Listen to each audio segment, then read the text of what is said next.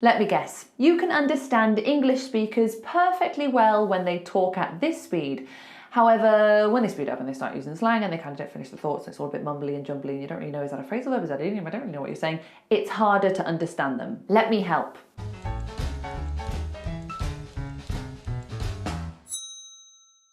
Good morning, good afternoon and good evening. Welcome to Smashing English. Before we start this video, be sure to subscribe because we make new videos all the time and I don't want you to miss any. So with that said, let's get on with the video. Okay, let's really learn how to understand fast English native speakers. I have some tips that will help you. Okay, tip number 1. I bet you can understand this person. People often ask me why I'm so interested in the mental health of children and young people. And the answer is quite simple. Because I think that every child should have the best possible start in life. And I'm pretty sure you will find it much harder to understand this person.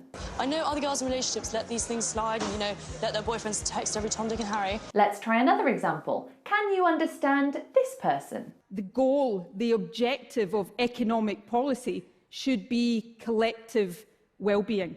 How happy and healthy a population is, not just how wealthy a population is. I'm just guessing, but I think you can understand that person pretty well. But what about this person? That thing of not being able to sit back and enjoy it because you're always on the move to the next thing and on the move to the next thing. And I think that's why during lockdown I really struggled as well, because it was like, oh, the next thing, the next thing. And then there is no next thing now, because we're all on COVID. And much harder? Let's figure out why. I gave you 4 examples there. 2 of them were quite easy to understand and 2 of them were more of a challenge. Okay, so the 2 examples that were easier to understand, they were talking in a public setting, they had something that was prepared, they had a script or a speech written, and they were presenting to a large group of people. The other 2 examples featured much younger speakers using a dialect that maybe you are not familiar with. They were speaking in a setting where nothing was planned, nothing was prepared, and they were just talking to 1, maybe 2 people in quite an intimate setting. So my first tip is diversify your listening practice. Stop watching TED Talks, stop watching members of the royal family. TED Talks are great, I love TED Talks, but they are presenting, they have written a script, they have planned and practiced what they are going to say, and they want a large group of people to be able to understand them. So of course you'll be able to understand them, that's their main goal. So when you are doing English listening practice, make it your mission to find things that are unscripted. Reality shows, podcasts, chat shows, diversify the listening practice, because then your ear is like a muscle. Your ear will become so flexible, so adaptable. Your ear will be ready to listen to any voice, any dialect. So when you talk to someone, it's like you've done the hard work, you've done the practice. This conversation is easy. I can understand you. Moving on to my next tip. Keep watching for an in-depth analysis of the sounds that make English speakers so hard to understand. My next tip involves a strategy that humans have been using since the dawn of time to understand each other, and that is talking to another human being. So I want to recommend a resource that I myself have used for the last 3.5 years. Without a doubt, one of the best and most effective ways to improve your English listening quickly is by actually speaking to an English native. It's authentic, it's real, and it works. So as most of you know, I teach and learn on italki. italki is an online learning platform that offers one-to-one customized language lessons in over 150 languages. Although, just guessing, you're probably going to go there for English lessons, but hey, I'm just assuming. There's absolutely no subscription involved, you just pay for the lessons you want. 30 minutes, 45 minutes, an hour and a half, whatever suits you, boo. And the prices start at only $5, which is amazing. Like I said, I teach English on italki and I have done for over 3 years, so clearly I'm a fan. Aussi, j'apprends le français sur italki. Quand la pandémie occurrait, quand la pandémie est arrivée. Est arrivée, merci. Compréhension oreille. Oreille. Alors, l'oreille. L'oreille, c'est le oral. Merci. Ok, so c'est justement ma compréhension orale. And it's like your French is very good, but it's like the hesitation you put between. It's like. Merci.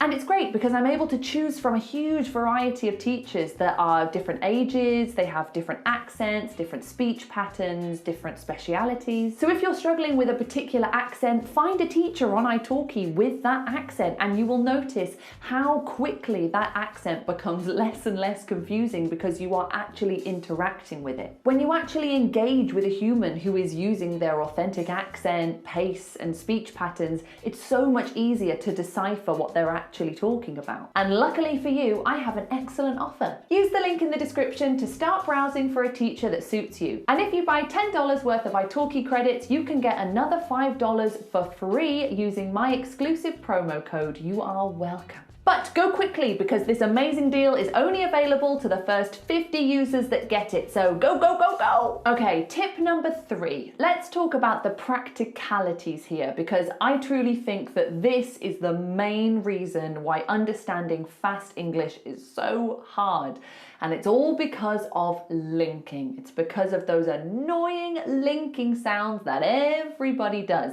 So let me talk you through some of the most common linking sounds and how to understand them. I believe that the best way to understand something is to be able to do it yourself. So learn these linking sounds like you are going to do them. Try to make them with your own mouth. Try to actually do them because if you understand the mechanics of how you make the linking sounds, it will sound a lot less alien when you hear someone else doing those linking sounds, okay? So let's look at this sentence here. I actually saw a dog in his window on Tuesday. I actually saw a dog in his window on Tuesday. Now, can you see how that could be quite confusing? If I say that really quickly, I actually saw a dog in his window on Tuesday. It's crazy talk, and it's because it's like I'm saying one big word. There are no gaps in the middle, it's just one long word. So let's talk through the linking sounds. So the first one, we've got I actually. Now, no one says I actually. They don't put a gap in the middle. What we do, definitely in a lot of accents in the UK, definitely in standard English, most of these links are based on standard English, but a lot of them are international. Lots of different dialects use these linking sounds. So I actually, how are we going to link that? So what we're going to put in the middle is we're going to put a Y sound. So it becomes I actually. Why do we say Y? Let me tell you. So this is a vowel to vowel link. Okay, so we've got an I and then we've got an A. I, A. All right, so there's 2 vowel sounds. So we have to create a link because they don't really link together without putting something in there. I ends wide, because when we do I, it's like we're ending on a smile. And this is the same for A and E. So when you've got this wide vowel, smiley vowel, let's call them smiley vowels. Then to get to the next word, if it starts with a vowel, you have to put a Y because it's easy to, because our mouth is already wide. And when we do Y, Y, Y, it's a wide sound as well. I smile, actually, yeah, and you just release it. I actually, like that. Okay, moving on to the next linking sound in this sentence. I actually saw a dog. Hold on a second. I definitely just did an R sound. I actually saw a dog. I can't see an R there, can you? I can't see an R, but I said an R. And that is because we have the feature called an intrusive R. Now, if you are only concerned with understanding American speakers, don't worry about the intrusive R. But if you want to understand a lot of people from Britain, you need to understand what the intrusive R is. So the intrusive R is when we insert an R to link to the next word, even though there's not an R that is written there. We just put one in. And this can be extremely confusing when you're listening to fast English because you've definitely heard an R. Hold on, there was an R there. What's going on? But there isn't. We've just put one in to help with linking. So let's look at the example. I actually saw R. So the reason why we're doing a R here is because we have the OR sound of saw and then an We have another open vowel sound, saw. So if we didn't have the linking R, the intrusive R, it would sound odd. It would sound like, I actually saw We would have to put a gap in there. But we don't like putting gaps in when we speak. It's annoying. So actually, saw feels like it should rhyme with door, right? It's the same sound. Saw, door. Look at the word door, there's an R on the end, okay? So actually this sound feels like it ends in an R. The word saw kind of sounds like it ends in an R, and that is why we are using the R sound. In a lot of UK dialects, if you have a word that could end in an R, it sounds the same as a word that ends in an R, followed by a vowel. We're probably going to put an intrusive R in there. For example, my name is Laura. Laura. It ends on a schwa. But what other words end in a schwa in English? We have mother, father, water, better. Oh look, R. So that schwa sound sometimes is spelt like ER. So if I have to link my name to something else that's a vowel, I have to put an R in there. So I say Laura Riz. Laura Riz. Laura is great. So push yourself. Try to do the intrusive R. Try to make that sound. Get familiar with it. Get comfortable with it. Learn how it works. Imagine you are an actor learning an accent for a role or something. And if you can do it, you will definitely understand it when you hear it. So now we have this, okay? I actually saw a dog. I actually saw a dog.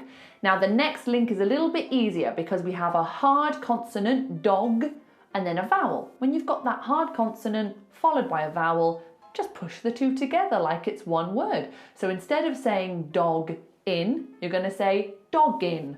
So it's like the second part of that sound is gin. You've put the G in front of the next word. It's one sound. I actually saw a dog in. Now the next linking sound is kind of UK specific as well, because a lot of the time in the UK we will drop our H's. You will hear this in parts of London, places like Liverpool, Birmingham. Sometimes we just don't like the H. So for example here, instead of saying in his, we're probably going to say in his, in his, in his. Taken away that H completely and we've made it into one word. I actually saw a dog in his. We just smush everything together. Everything's just connected. I actually saw a dog in his window on Tuesday. Didn't stop once. So how can you practice this? How can you learn how to do this? I have one very simple technique for you. I want you to say a sentence like a song. When you listen to singers, everything is connected. Everything goes like this. It doesn't stop, it just goes like this. There are no gaps in there. So if we sang this sentence, I actually saw a dog in his window on Tuesday. It doesn't have to be a tune, anything. It can be straight. I actually saw a dog in his window on Tuesday. Make it one continuous sound, don't stop the sound. So practice speaking in song. So read a book, but sing it. That's my best advice for you. Sing, connect things together. You've got to become best friends with linking sounds if you want to understand fast English, okay? Moving on to my next tip. If you want to understand fast spoken English, especially with speakers from the UK, you have to be prepared for the schwa, okay? The schwa is everywhere. It's the most common vowel sound in British English. It happens all the time. And if you're listening to someone speaking, it might just sound like you're hearing the same sound over and over again. And it can be very hard to differentiate, okay, so that was a schwa, but it's an O. That was a schwa, but it's an A. It's all over the place, okay? So if you are not familiar, a schwa sounds like this. It's not a very cheery sound, it's not very happy, it's pretty miserable. Staying alive, staying alive. It's just neutral. Nothing happens with the mouth, nothing happens with the tongue. In a standard English dialect, this sentence would sound a little something like this. I was a doctor for 2 years, a teacher for 4 years, and then an administrator, because I love change. Did you hear that all the way through? And a schwa doesn't have to be one letter. A schwa isn't always an A or an E. It's very hard to spot because they just happen all the time. So for example, on a word like doctor, teacher, these ER or OR ending words, that will be a schwa. So doctor, teacher, administrator, that will be a schwa. Also the word for, a lot of the time we don't complete that sound. We just go for. A doctor for 2 years, a teacher for 7 years, for. We're not even completing the word, we're just saying for. Also the word was can become was, W-U-Z, I was a. A is not an A, it's an So I was a doctor. I was a doctor for 2 years. I was a doctor for 2 years, a teacher for 7 years, and an administrator. The schwa just takes over, so you have to be prepared to hear it and you have to know when to do it and how to do it. So do some research, practice, become, like I said, like an actor who is learning an accent. Become fascinated by the sounds. If you are not interested in the sounds that English speakers are making, you'll never understand them when they speak quickly because you're not curious about the sounds. Okay, moving on to my next tip. So my next piece of advice for you is stop listening for sentences. Stop waiting for the sentence to have a nice end. Stop waiting for the thought to be completed. We don't speak in sentences. Listen to your own native language or listen to how you speak with people. It's very rare that we have clean sentences that have a lovely beginning, middle, and an end. It's not the same as writing. We get distracted. We say the start of a sentence and then we forget and then we say something else. So if you have a target dialect that you are trying to understand, let's say you really want to understand Irish English. You're moving to Dublin and you want to understand the Irish dialect and you want to know how to understand fast Irish speakers, then learn what their hesitation sound is. Because some people go some people go some people go some people go Figure out what that sound is because you don't want the hesitation sound to confuse you. And try to follow physical cues if you can. Pay attention to the person's face and their gestures. Try to follow their thoughts. Don't just listen to the words they are saying because most of our communication comes from non-verbal communication. So if I'm talking to you but I stop and maybe I move on to this thought, you can tell that I stopped this thought and I moved on to this thought just by paying attention to my features. So if you watch podcasts, that's really great. You know, a lot of podcasts, they have videos now, so you can watch the person who is speaking and try to follow their train of thought because we never talk in sentences. It's very rare. So this is another reason why I don't want you to watch anything scripted, because when it's scripted, beginning, middle, end. Beginning, middle, end. But that's not how we speak in everyday life. Okay, moving on. Sometimes it's not that your English listening is really bad. It's that the person you are listening to is using new words that you've not heard before, or they are taking words that you think you know, but they've changed it. So let's talk about contractions because we love contractions. English native speakers do it all the time, and I think these might be some of the things that confuse you. So for example, the one that everyone knows, gonna. Okay, instead of going to, we say gonna. So I'm gonna love this film tonight. I really think I'm gonna love it. What about wanna? Instead of want to, we say wanna. I don't wanna go. Go. This one you might not know, tryna. Instead of trying to. I'm trying to find my keys. What about gimme? Give me that. Hey, give me that. Dunno. Instead of don't know. I don't know. Is not becomes ain't. I ain't going. This one you might not know, lemme. Instead of let me, lemme. Let me see. Hey, let me see. In it. Instead of isn't it? It's like a clarification that we use a lot in the UK. So it's Tuesday, isn't it? Kinda instead of kind of. Again, we're turning that of into a schwa. So it's not kind of, it's kinda, schwa, I'm kinda hungry. And dir. Instead of do you, people would say like dir. Do you want that? Do you want to go to the cinema? Do you want to go to the cinema?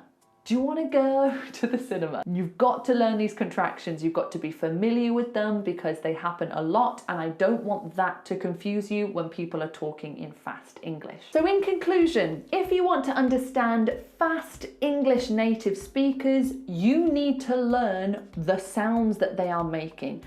If possible, you should be able to do their accent. You should be able to mimic their linking sounds. You should know what a schwa is. You should be able to recognize what a schwa is. You should know the difference between dad and dead. You should know the difference in those vowel sounds. So you've got to become fascinated by sounds and consonants and vowels. Get involved, do your research, and you will notice a huge difference, I promise you. Thank you so much for watching. If you enjoyed this video, please give it a like. If you would like to follow us on Instagram, you can do so there. Also, make sure to check out italki and my exclusive promo code down below. Thank you so much for watching, and I'll see you next time. Ta-ta!